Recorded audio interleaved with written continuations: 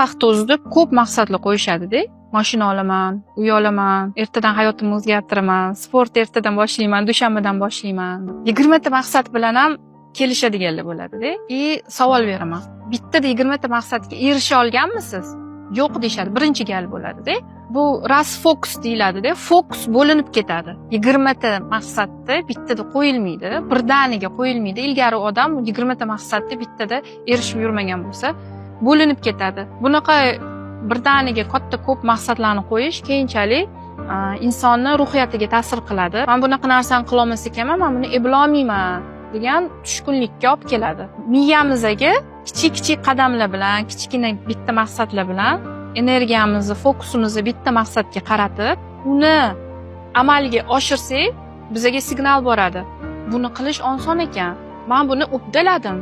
Demak, keyingisini ham qila olaman deb signal berasiz, keyingisini qo'yasiz. U dopamin ajralib chiqadi. Dopamin gormon достижения deyiladi.